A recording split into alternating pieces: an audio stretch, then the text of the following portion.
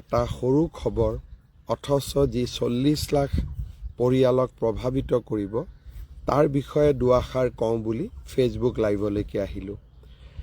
ইতিমধ্যে আপোনালোক সকলো অৱগত যে অহা 10 তাৰিখ 10:30 বজাত অসমৰ 40 লাখ অৰুণোদয় পৰিয়াললৈ আমি 9,000 টকাকৈ আগবঢ়াম।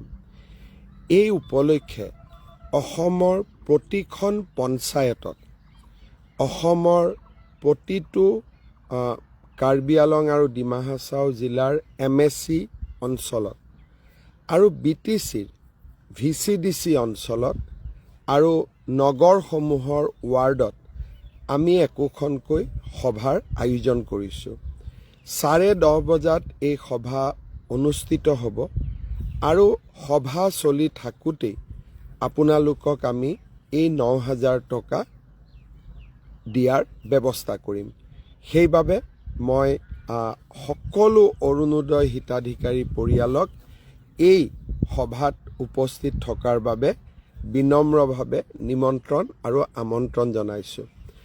আপোনালোক সকলোৱে জানে অসমত সৰ্বমুঠ 40 লাখ অৰুণোদয় পৰিয়াল আছে আৰু আমি যেতিয়া 9,000 টকাকৈ তেখেতসকললৈ সন্মান হিচাপে আগবঢ়াম সৰ্বমুঠ 3,600 কোটি টকা লাগিব।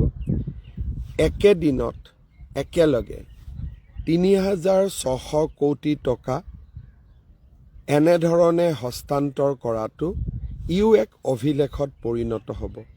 আপোনালোকৰ সাহস আৰু আপোনালোকৰ প্ৰেৰণাৰ বাবে আমি এনেধৰণৰ সাহসী কাম কৰিবলৈ সক্ষম হৈছোঁ। অহা 10 তাৰিখে পুনৰ কৈছোঁ 10:30 বজাত আপোনালোকৰ গাঁৱৰ আপোনালোকৰ পঞ্চায়তৰ সভাখনৰ নিৰ্দিষ্ট স্থানত আপোনালোক যেন আহি উপস্থিত হয় আৰু 9,000 টকা আপোনালোকে যেন লাভ কৰে। এই মোৰ বিনম্ৰ অনুৰোধ। এইখিনি কথা ক'বৰ কাৰণে ফেচবুক লাইভত আহিছিলোঁ। অলপ সময় পিছতে আশীৰ্বাদ যাত্ৰা আৰম্ভ কৰিম। আপোনালোকক ফেচবুকৰ জৰিয়তে লগ পাই থাকিম। বহুত বহুত ধন্যবাদ। আপোনালোকলৈকে মোৰ অজস্ৰ প্ৰণাম, মৰম আৰু ভালপোৱা। আশীৰ্বাদ কৰি থাকিব।